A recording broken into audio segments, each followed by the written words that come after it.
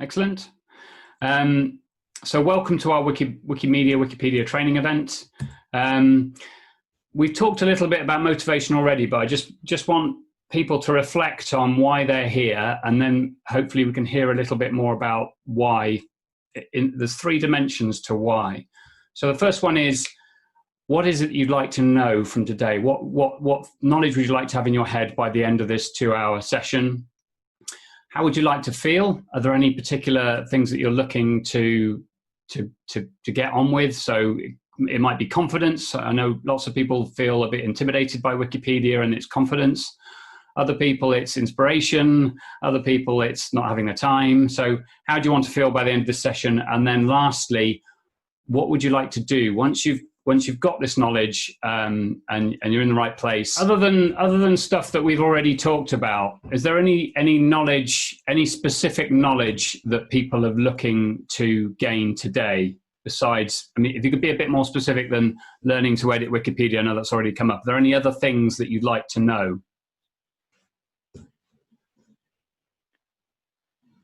Anyone want to volunteer? Yeah, I will. Go for it. I think for me, is what happens to the material afterwards? Once you let the material out of your hands, you've lost control maybe, and somebody could edit it in the wrong way or add to it. So what happens afterwards, I think. Okay, great, thank you. Any other knowledge in particular? I think it'd be interesting to know how how women's roles in the past are represented, not just in the past but today as well. So how we tell their stories today. Yeah, I've got a little bit coming up on that in a minute. Some sort of data science type stats stuff gives you quite interesting insights into that question. Any other knowledge that we haven't already talked about? One for me, please. I'd like to know a little bit more about how organisations and, I guess, in my case, libraries can kind of support editing rather than individuals. Yeah.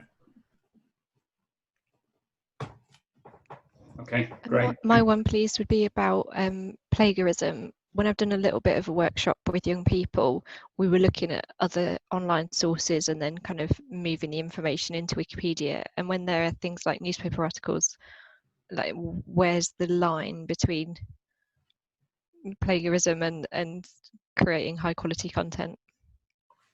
Yeah, I think if you're using stuff that you've found online in Wikipedia, then there's a fair use clause, which is you can quote certain amounts of it. But if you just cut and paste it directly into Wikipedia, then that's likely to trigger copyright violations. Is the short answer. I mean, the issue of licensing and rights is quite a big one, but that's a short answer to the question.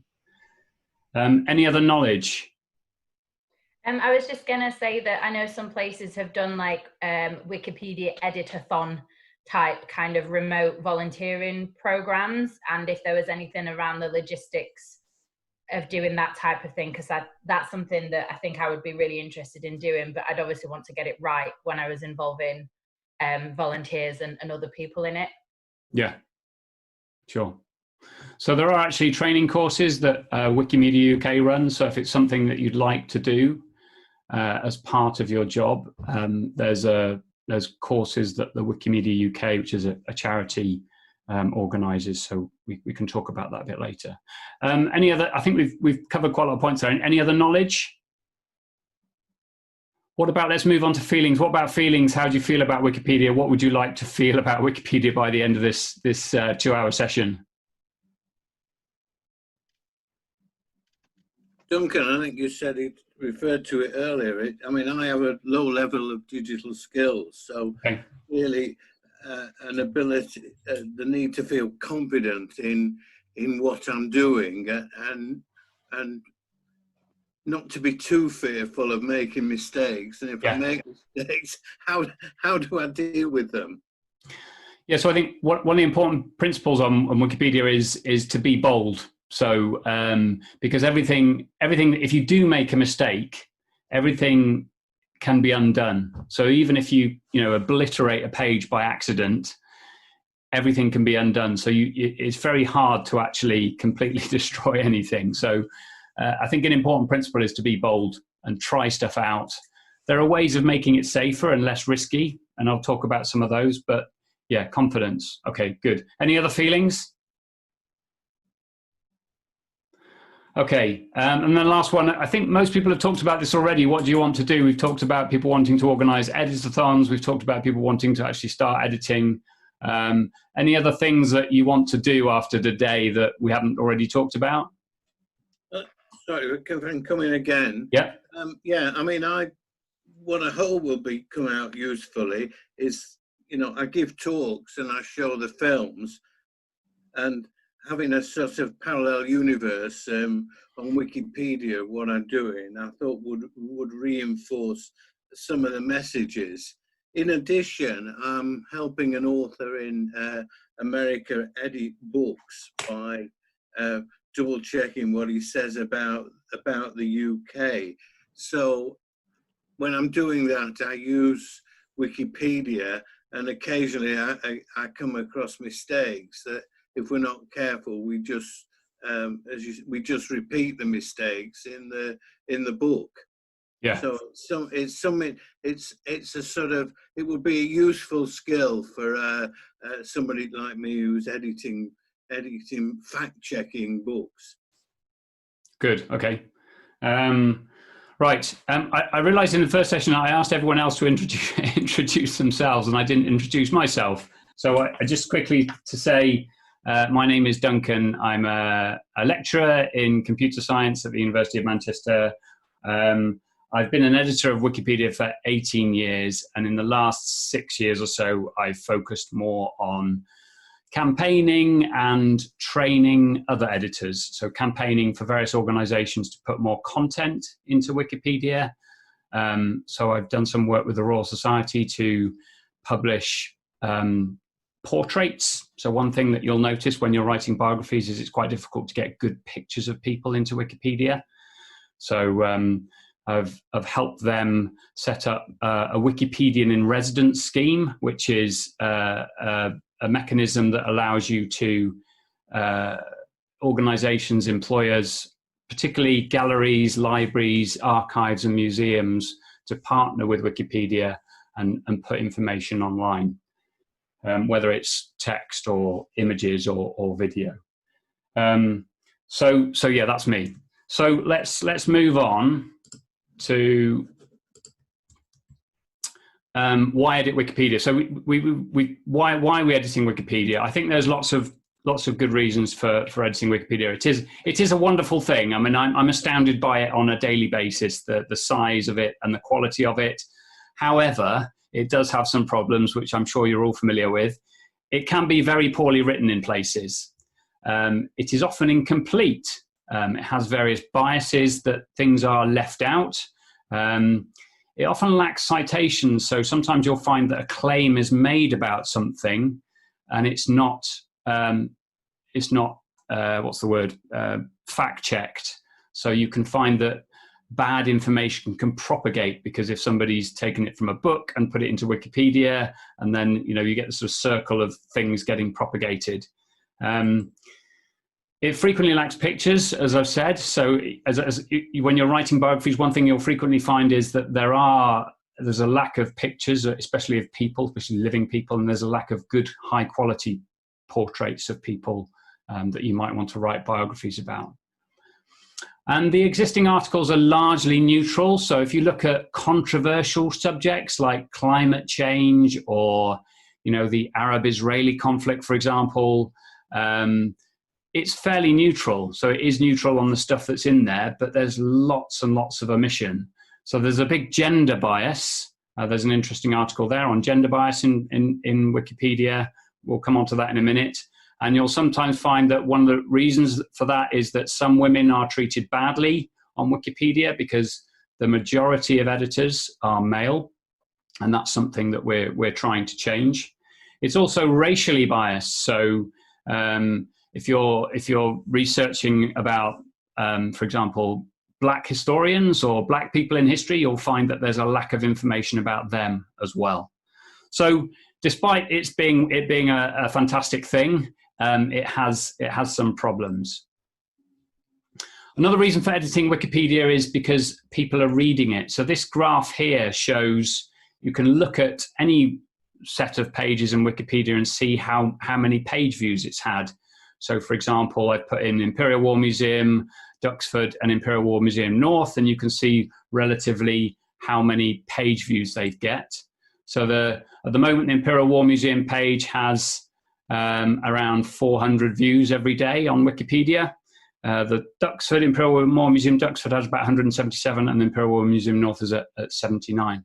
So this is kind of useful information for benchmarking things, and I think it can be very gratifying when you write an article to find that lots of people have read it. It doesn't have to be millions, but the fact that the information is out there that would have otherwise not been read is one of the things that's very fulfilling about writing Wikipedia articles.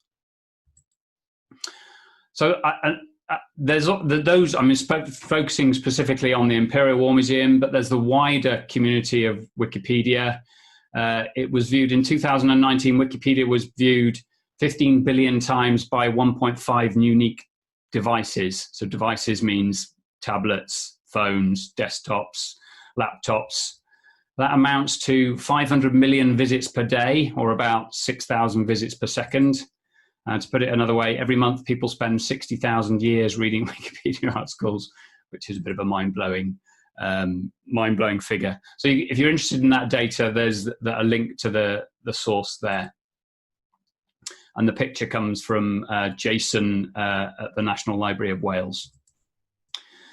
So when we're editing Wikipedia, we need to think carefully about its principles as well as our own principles. There are what's called 5 pillars that are worth knowing about and bearing in mind. The first one is that Wikipedia is an encyclopedia, so it's not a soapbox, it's not a vanity press, it's not an ad platform for you to advertise a service or the work of your employer. It has to be written from a neutral point of view. So it strives to make sure that articles are neutral. So for example, I, as an employee of the University of Manchester, I shouldn't be writing Wikipedia articles about the University of Manchester, and I try and avoid that. Now, one way around this problem if you're talking about war is it's okay to write biographies of people, provided you don't know them personally. So people who've died, people who are important in history, that's a good place to start writing articles because there's no conflict of interest there, and you're likely to be able to write a reasonably neutral article about somebody who's died or that you don't have a close personal connection with.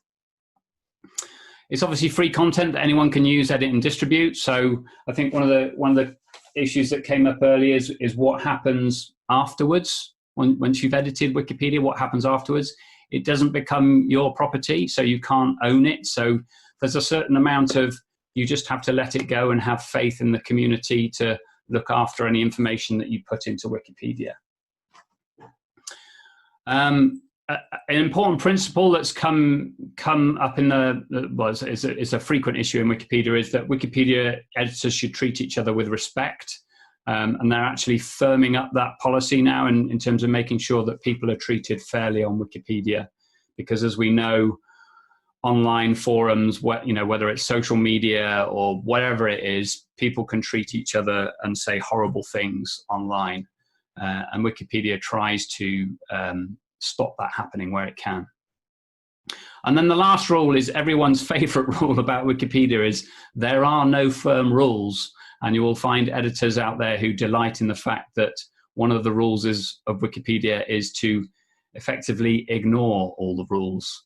So despite having these pillars, some people do ignore them. But they are few and far between, I think. Most generally speaking, my experience of being an editor for 16 years is that on the whole, most people edit in good faith, and try and bear that in mind. So a quick exercise for you. We talked about how women's stories are missing from Wikipedia. So in 2014, I want you to have a think about what proportion of biographies were about women. So when you're ready, if you post a number, a percentage in the chat dialogue, and we can see what you think. So there are millions of biographies in Wikipedia about people living and deceased. What proportion of them are about women, do you think? Have a guess, and post a number between 1 and 100 in the chat dialogue.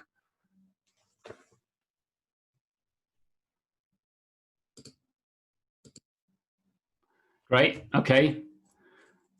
You've all had a chance to think about that.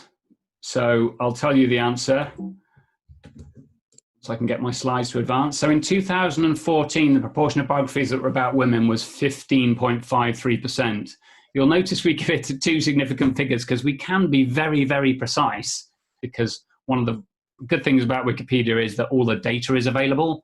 So you can run quite sophisticated queries like this on huge data sets and get interesting answers back. So 15.53% is shockingly low, and is something we clearly need to do something about. So that was in 2014. We're now in 2020. So as of the 23rd of June, there are 1.7 million biographies of women, of people in Wikipedia, living and dead, and only 318,000 of them, that's 18%, 18.5%, are about women. So we're moving in the right direction, but it's taken us a while to move in the right direction. So what I want you to do next, there's some data here before we go on. This comes from the Women in Red project. So the Women in Red project is a collection of editors who are interested in tackling this issue and tackling gender bias in Wikipedia. There's a reference there, gender by language. So given that information, 18% of women are, 18% of biographies are about women in Wikipedia. At the current rate, what year do you think we'll reach gender parity? So what year will we get to the point where exactly half, 50-50 of the articles, biographies in Wikipedia are about women? And again, if you could post your answer in the chat dialogue.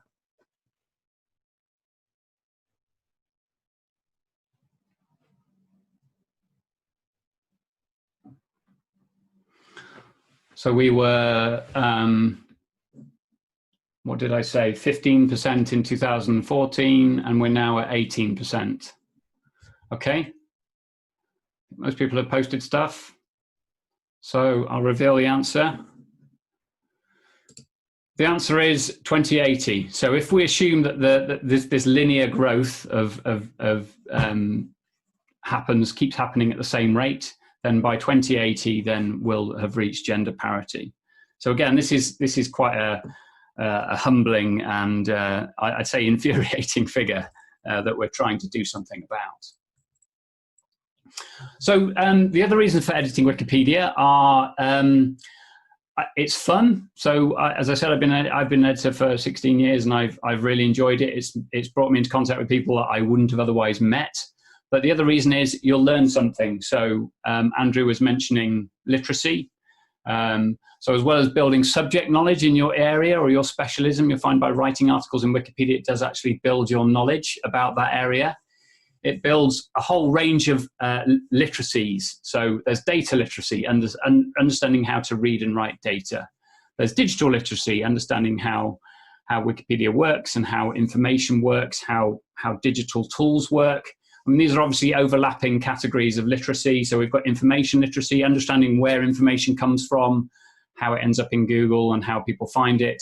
And there's a bit of computer literacy as well. So I'm guessing as people with an interest in museums and history, you're probably quite literate with language already. But some of the students I work with are scientists and engineers, and they have quite poor English literacy, in that they another sort of literacy that they need to learn is the ability to read and write English. So I'm assuming you've all got those kinds of literacies. So maybe as well as building your subject knowledge, you can also build literacy in data, digital, and computers. So shall we have,